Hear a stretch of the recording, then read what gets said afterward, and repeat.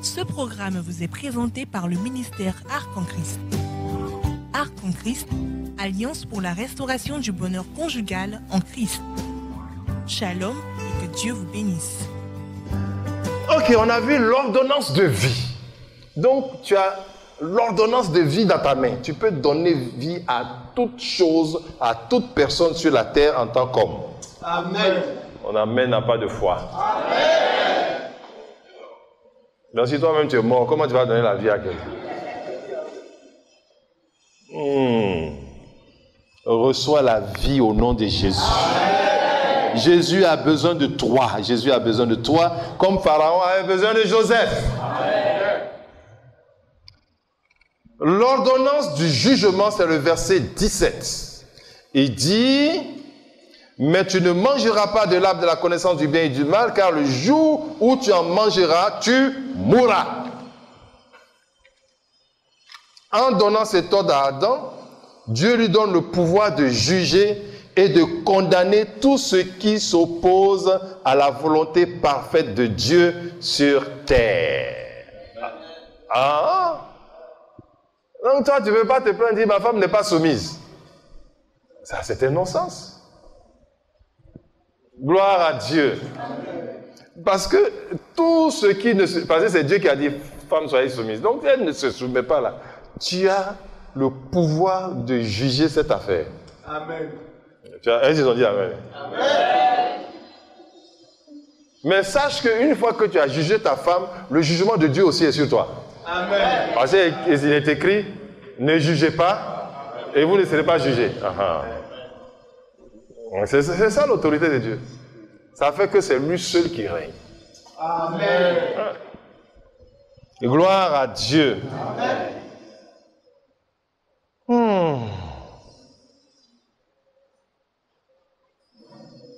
Jean 5, verset 22. Le Père ne juge personne, mais il a remis tout jugement au Fils. Je te dis, si tu veux comprendre Adam, tu n'as qu'à regarder le nouvel Adam. Donc tout jugement était aussi entre les mains d'Adam, par l'arbre de la connaissance du bien et du mal.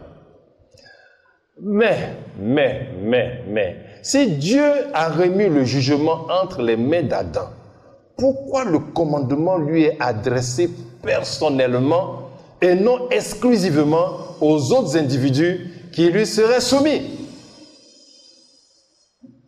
Est-ce que tu comprends ce que je dis là? Ah, merci. Voilà. Le commandement qu'on lui donne, c'est pour les autres, mais ce n'est pas pour lui. Mais ça lui est adressé d'abord à lui-même. Pourquoi? Eh bien, pour comprendre cela, nous allons lire Hébreux 4, 12, 13, et puis Jean 17, 17. Allons-y. Hébreux 4. Car la parole de Dieu est vivante et efficace, plus tranchante que l'épée quelconque à deux tranchants, pénétrante jusqu'à partager âme et esprit, jointure et moelle. Elle juge les sentiments et les pensées du cœur. Nulle créature n'est cachée devant lui, mais tout est à nu et à découvert aux yeux de celui à qui nous devons rendre compte. Jean 17, 17. Sanctifie-les par ta vérité. Ta parole est la vérité. Amen. Amen. Voilà, vous les décoratrices là. Moi, je suis un enseignant, j'ai besoin de tableau. Et voilà, mon tableau n'est pas là. Comment je fais? Ah, c'est bon, c'est bon. J'ai besoin d'une épée. C'est tout, j'ai besoin d'une épée. Pour illustrer.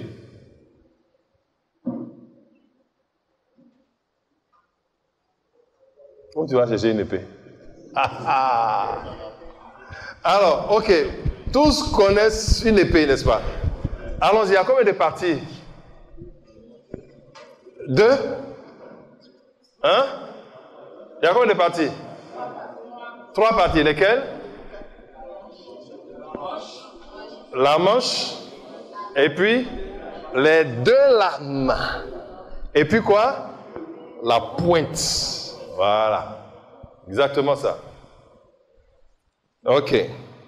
Donc, le jugement qui est confié à Adam est la parole de Dieu qui est l'épée de l'esprit. Alors, la lame de cette épée a 2 tranchants, dont l'une est la grâce et l'autre la justice. Ouais. La pointe de cette épée est la puissance du discernement qui met tout à nu, qui met tout à nu sans acception de personne. Alléluia. Amen. Le bras ou la manche de cette épée est la sainteté. Vous voyez-vous? Donc si tu es capable de juger, je prends cette épée-là pour faire le jugement. Le bras s'appelle comment? Voilà pourquoi des hommes, c'est toujours même les hommes. Les hommes, ils se sont réunis, ils ont pris une femme en flagrant délit d'adultère. C'est pas ça? Je te dis que quand tu es en train de faire le jugement de la femme, sache que il y a une épée sur ta tête. Non, maître! Et ils l'ont amené au mauvais endroit en plus. Cette femme a été saisie en flagrant délit d'adultère. La loi, la parole de Dieu dit, cette femme-là, on doit la lapider. Et toi, tu dis quoi? Je dis d'accord. Il n'y a pas de problème. Je suis tout à fait d'accord avec la loi. Mais je veux le premier qui va venir, le premier qui est saint, va venir saisir l'épée pour exécuter le jugement. Amen. Et comme le doyen était devant, il a dit, Loumon, tiens l'épée. Je vais aux toilettes, j'arrive. Tu prends la parole pour juger quelqu'un, la parole même va te juger. Amen.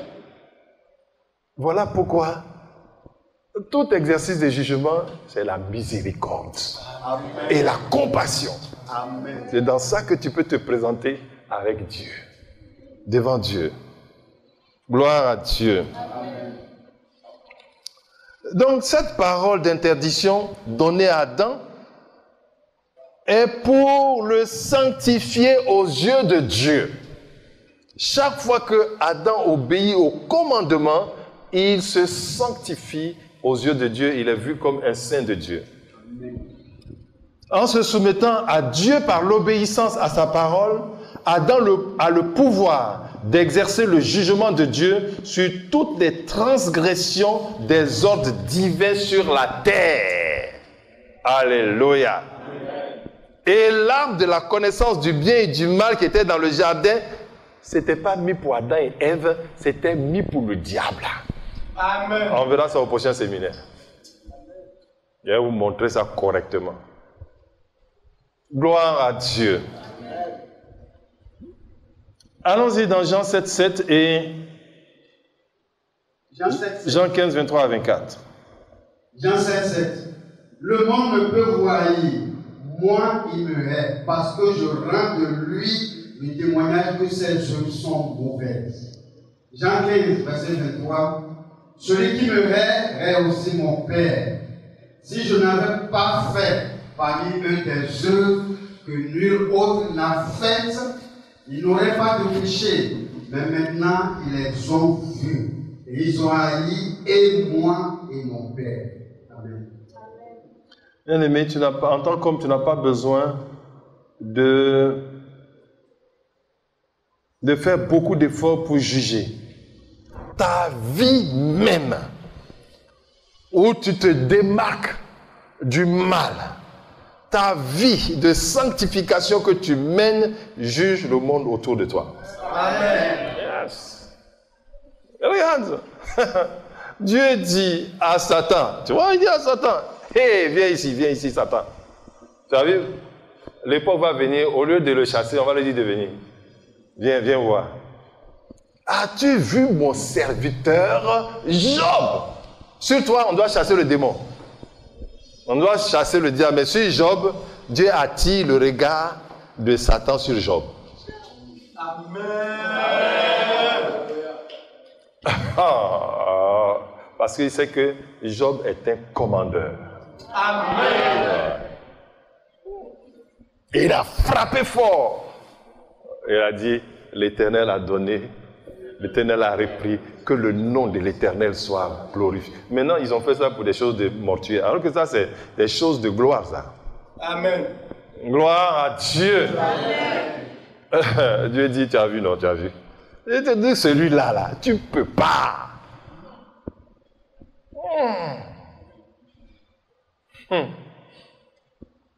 Le temps viendra, nous, on n'aura pas besoin de chasser. Nous, on n'a pas besoin de chasser. Parce que le diable te connaît. Il sait qui tu es. Alléluia. Amen. Comme disait de Jésus, je sais qui tu es, le Saint de Dieu. Terminé. Donc s'il sait qui tu es, il sait il sait se mettre sur ses gardes. Et il sait que dans ton rayon là, il ne doit pas circuler. Amen. Et il dit oui, Jésus je le connais, Paul aussi je le connais. Amen.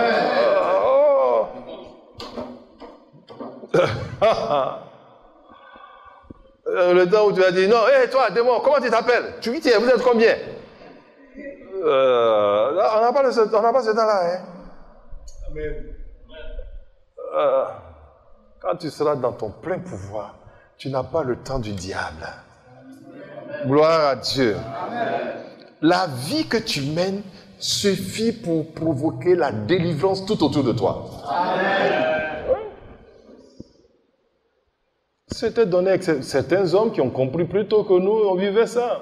Un homme de Dieu en Angleterre, lorsqu'il rentre, il était dans un train, j'ai oublié le nom de cet homme de Dieu, il est rentré dans une gare, il était assis seulement dans le wagon, hein.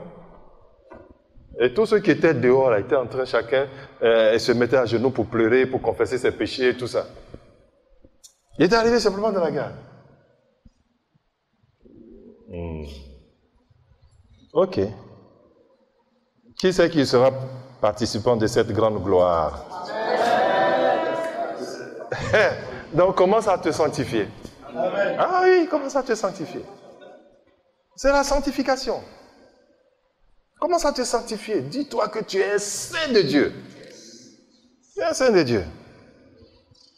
Donc la vie et les paroles de Jésus prononcées dans le monde mettent les hommes sous le jugement de Dieu. Seuls ceux qui croient en lui bénéficient de la grâce de Dieu. Donc beaucoup, bientôt la délivrance se fera. Simplement, les gens vont venir rester dans ton rayon. Oui. Parce que les démons que tu les chasses, là, tu ne pourras plus les chasser. Ils attendent le jugement, il n'y a plus rien. Avec le monde qui est en train de faire les œuvres du diable, donc tu ne pourras plus les chasser, l'environnement est là. Donc le monde a besoin des saints de Dieu dans la société. Voyons à présent l'autorité d'Adam. Est-ce que tu es fatigué? Tu es sûr que je vois ta main? Comme ça, je vois si ta main dit la vérité ou si tu mens. Il y a des mains qui ne se lèvent pas. Ça, je vois.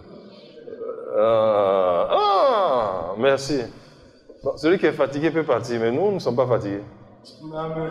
Nous sommes là encore. On veut connaître toute la révélation. Amen. Genèse 2, 19 à 20.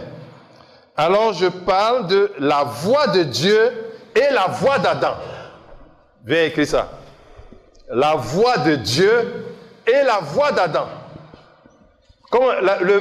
La voix de Dieu, c'est quelle voix? Comment on écrit cette voix-là? Attends, hein. C'est V-O-X, c'est ça? E. Maintenant, la voix d'Adam. Ah, d'accord, allons-y. Écris.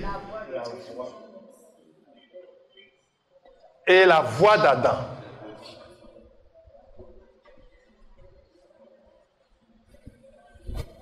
Voilà, donc la voix de Dieu, c'est grand V-O-I-E.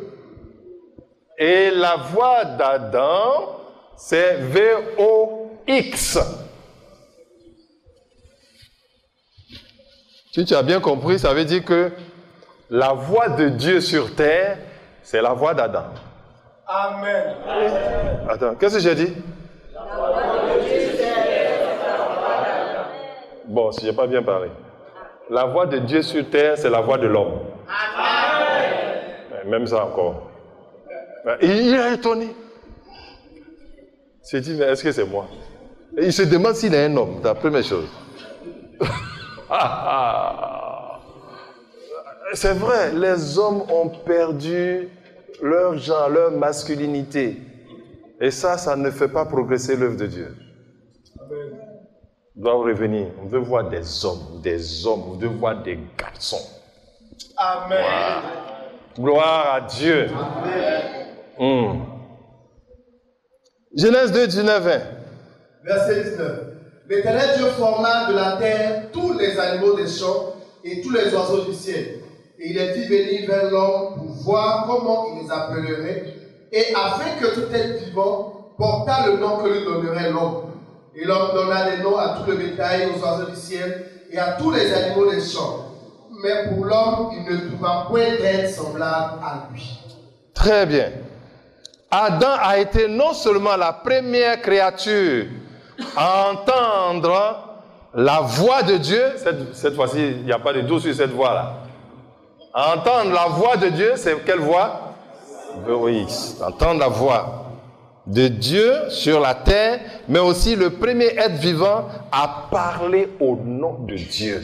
Amen. Imagine sur la terre, quand le Seigneur dit que la lumière soit tant, tout qu'il a fini de parler, la seconde personne qui va parler après Dieu, c'est l'homme. Amen. Oh, vraiment. Oh, qui vous a attaché comme ça? Au séminaire des femmes, là, elles réagissaient plus que ça. Les femmes continuaient de prier pour nous. On va y arriver. Continuez. Parce qu'ils ont oublié, ils ne savent même plus qui ils sont. Si vous êtes devenus tellement garçons que vraiment, ils ne savent plus. Ouais. La société vous a fait garçon. C'est vrai que vraiment, ils ont peur et donc ils ne savent plus s'ils sont. Ils savent qu'ils ne sont pas des femmes, mais les hommes, ils ne savent pas ça. Alléluia. Amen. Nous sommes restaurés au nom de Jésus. Amen. Donc, la voie de communication ou le moyen officiel de promulgation de la parole de Dieu sur terre est la voix VOX ou la parole d'Adam. Alléluia. Amen. Adam est le porte-parole officiel de Dieu dans la création. Amen. Donc, tout ce que vous pouvez dire, si les hommes n'ont pas parlé, c'est ça, ça va courir. Mais s'ils parlent, là, c'est fini. Dieu a parlé. Et nous nous levons. Nous ne voulons plus de ça sur cette terre. C'est fini, c'est Dieu qui a dit. Amen. Et ça devient officiel. La femme peut se lever pour parler. Mais Dieu considère qu'il n'a pas encore parlé. Et si l'homme met son cachet, ça devient officiel. Amen. Même pour te marier, c'est ce qui s'est passé. Quand elle a dit, voici cette foi, celle qui est os de mes os, chair de ma chair, on l'appellera femme. Et Dieu a dit, c'est pourquoi. Amen. Elle a mis son cachet. Amen. Ah. Oh. Et il faut avoir la foi pour vous enseigner. Ah, il faut avoir la foi. Gloire à Dieu.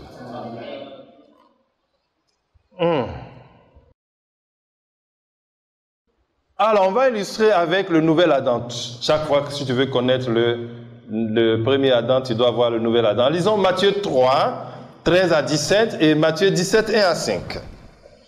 Matthieu 3, 13 à 17.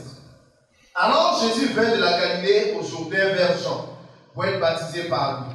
Mais Jean s'y opposait en disant, c'est moi qui ai besoin d'être baptisé par toi et tu viens à moi.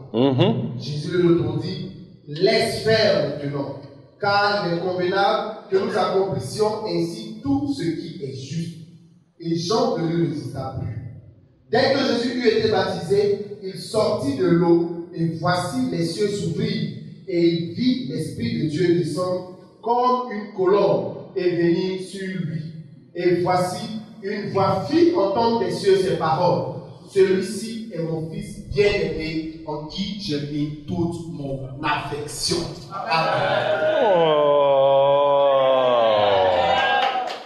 Et ton amen manque de foi. C'est pas grave. La foi vient de ce qu'on entend et ce qu'on entend vient de la parole de Christ. Tu as entendu ça, tu n'as pas eu la foi. Écoute ceci. Écoute ceci. Jean-Baptiste, c'est qui est Jésus. Et voilà que Jésus vient, il vient se faire baptiser. Alléluia. Mais Jean ne veut pas. Il dit, tu es plus grand que moi. Il dit non. Il dit, laisse faire. Car c'est ainsi que nous allons accomplir toute justice. Alléluia. Et il n'est pas venu là en tant que fils de Dieu, mais il vient en tant que fils de l'homme. Amen.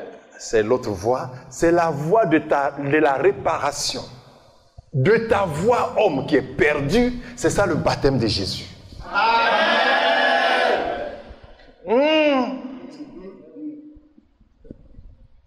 Tu es encore avec moi? Ta voix, ta bouche que le diable a fermée après le péché, le nouvel Adam est venu et cette voix officielle qui est partie vers le ciel est revenue sur Jésus. On dit, voici mon fils bien-aimé en qui j'ai mis toute mon affection. Donc toi, homme, es-tu baptisé? Si tu es baptisé, ta voix fait autorité.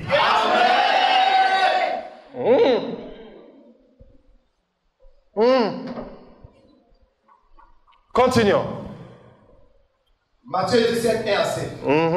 6 jours après, Jésus prit avec lui Pierre, Jacques et Jean, son frère, et il les conduisit à l'écart sur une haute montagne. Il fut transfiguré devant eux. Son visage resplendit comme le soleil, et ses vêtements devinrent blancs comme la lumière. Et voici, Moïse et Élie leur apparurent, s'entretenant avec lui.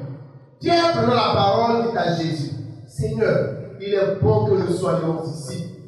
Si tu le veux, je dresserai ici 3 tentes, une pour toi, une pour Moïse et une pour Élie. Comme il parlait encore, une nuée lumineuse les couvrit. Et voici, une voix fit entendre de la nuée ces paroles. Celui-ci est mon fils bien-aimé, en qui j'ai mis toute mon affection, écoutez-le. Au baptême, on a dit quoi? Celui-ci est mon fils bien-aimé, en qui j'ai mis toute mon affection. Mais maintenant, là, il dit, écoutez-le. Amen. Alléluia. Bien-aimé, on doit l'écouter. Mais est-ce que Jésus est sur la terre encore? Jésus est-il sur la terre? Oui. Voilà, c'est ça. Hein? Ils ne savent pas où. Ils ne savent pas. Jésus n'est plus sur la terre. Alléluia. Parce que toi, tu es là. Amen. N'oublie pas ce que je t'ai dit. Ce que Joseph est pour Pharaon, c'est ce que toi, tu es pour Jésus. Amen. Pharaon n'avait plus de parents en Égypte. C'est pas ça? Tu vas aller trouver voir Joseph. C'est comme ça. Et comme ça, gloire à Dieu. Amen. Mais Jésus est venu pour l'humanité tout entière, pour les hommes. Voilà pourquoi il a dit ça. Gloire à Dieu. Amen. Ce qui veut dire que le Créateur ne passera pas par quelqu'un d'autre pour se faire connaître ou entendre sur la terre. Amen. Ouais. On va lire 2 passages rapidement. Jean 14, 5 à 10. Et nous allons terminer avec Jean 14, 18. Allons-y. Jean 14, 5 à 10. Thomas lui dit, Seigneur, nous ne savons où tu vas. Comment pouvons-nous en savoir le chemin? Jésus lui dit, je suis le chemin, la vérité et la vie. Nul ne vient au Père que par moi. Si vous me connaissiez, vous connaîtriez aussi mon Père. Et dès maintenant, vous le connaissez et vous l'avez vu. Philippe lui dit, Seigneur, montre-nous le Père, et cela nous suffit. Jésus lui dit, il y a si longtemps que je suis avec vous, et tu ne m'as pas connu, Philippe. Celui qui m'a vu a vu le Père. Comment dis-tu, montre-nous le Père? Ne crois-tu pas que je suis dans le Père, et que le Père est dans moi? Les paroles que je vous dis, je ne le dis pas de moi-même. Et le Père qui demeure en moi, c'est lui qui fait les œuvres. Amen. Tu as vu ça? c'est la voix officielle de Dieu. Gloire à Dieu. Donc, homme, fils d'Adam, c'est ce que tu dois pouvoir dire à tout le monde. Jésus et moi, nous sommes un. Qui m'a vu a vu Jésus. Ce qui est étonnant, c'est que tu vas te dire, attends, moi comme ça là. Et puis tu dis, qui m'a vu a vu Jésus. Attends, tu veux faire quoi d'abord avant qu'on te dise ça? Tu veux faire quoi d'abord? Tu veux jeûner 60 jours et puis des ailes te poussent, on dit quand... Non, tel que tu es, à partir du moment où il t'a choisi pour être sa voix officielle sur la terre, celui qui te voit a vu Jésus. Amen. Si tu ne crois pas à ça, tu n'auras pas d'autorité. Tant que tu ne peux pas dire celui qui m'a vu a vu Jésus, tu ne pourras pas avoir d'autorité sur la terre. Non. Parce que là, justement, ils étaient avec Jésus. Ils le voyaient comme un simple. Il mange avec eux. Il est fatigué. Et puis il dit, celui qui m'a vu a vu le Père. Et il lui dit, montre-moi le Père et cela nous suffit. Il dit, toi aussi. Attends, les autres peuvent se tromper à ton sujet, mais ne te trompe pas toi-même. Amen. Tu es exactement comme Jésus. Amen. Mon Dieu. Gloire à Dieu. Bien-aimé, c'est ainsi qu'Adam était dans le sein du Père au commencement. Adam nomme les animaux devant Dieu, qui les confirme aussitôt, car c'est lui qui a disposé ces noms dans son cœur. Il sait que Adam est là. Tu vois, ça a fait un petit entraînement. Il a formé tous les animaux, il envoie à Adam. Adam, ma voix ne se fait plus entendre, fini. Parle. Les animaux auront un nom. Et il a donné des noms. Alléluia. Amen. Donc sur la terre, la voix officielle de Dieu, c'est la voix de l'homme. Amen. Allons-y. Et on va essayer de terminer avec l'aide voulue par Dieu et ressentie en Adam. Genèse 2, 18 dit ceci. L'Éternel Dieu dit, il n'est pas bon que l'homme soit seul. Je lui ferai une aide semblable à lui. Lis le verset 20 à 23. Et l'homme donna des noms à tout le bétail, aux oiseaux du ciel et à tous les animaux des champs. Mais pour l'homme, il ne trouva point d'aide semblable à lui.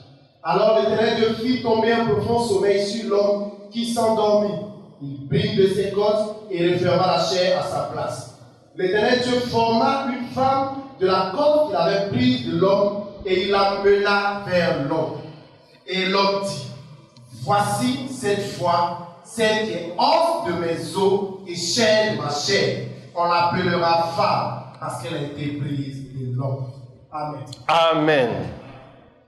L'homme de Dieu, pardon, quand je dis l'homme de Dieu, ce n'est pas les hommes de Dieu que tu connais. Lui aussi, c'est un homme de Dieu. L'homme de Dieu que tu connais, c'est un homme de Dieu. C'est-à-dire l'homme que Dieu a créé à son image, selon sa ressemblance, c'est lui qui est homme de Dieu. Donc toi, tu es homme de Dieu. Là où tu es là, tu es homme de Dieu. Tu es homme de Dieu. Mais on ne t'appelle pas pasteur, mais tu es un homme de Dieu. On ne va pas t'appeler pasteur, tu es un homme de Dieu. L'homme que Dieu a choisi et que Dieu a créé et a établi sur la terre. Amen. Alléluia. Amen.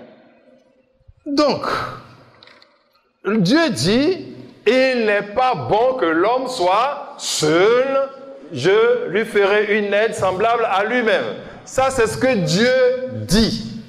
Donc, Dieu a besoin d'une aide. Adam ne dit rien, mais lorsqu'il nomme tous les animaux, il ressent le besoin d'une aide. Est-ce que tu vois ça? Donc, je dis, l'aide voulue par Dieu est ressentie par Adam. Donc, tu ne peux pas te tromper. Dans le mariage, tu peux te tromper. Tu te lèves comme ça pour aller te marier. Est-ce que tu as ressenti ce que Dieu a dit? Est-ce que tu comprends le français que je parle là? As-tu ressenti ce que Dieu a dit? Avant que tu ailles choisir la femme, tu dois ressentir ce que Dieu a dit. Amen. Sans l'avoir trouvé, hein? Et c'est ça qui t'amène de manière surnaturelle à reconnaître la femme, ta femme, lorsque tu la verras. Amen. Vous avez été édifié par ce message? Vous voulez de plus amples informations? N'hésitez surtout pas à nous contacter au numéro suivant 02 02 10 17 08 35 27 38. Shalom et que Dieu vous bénisse.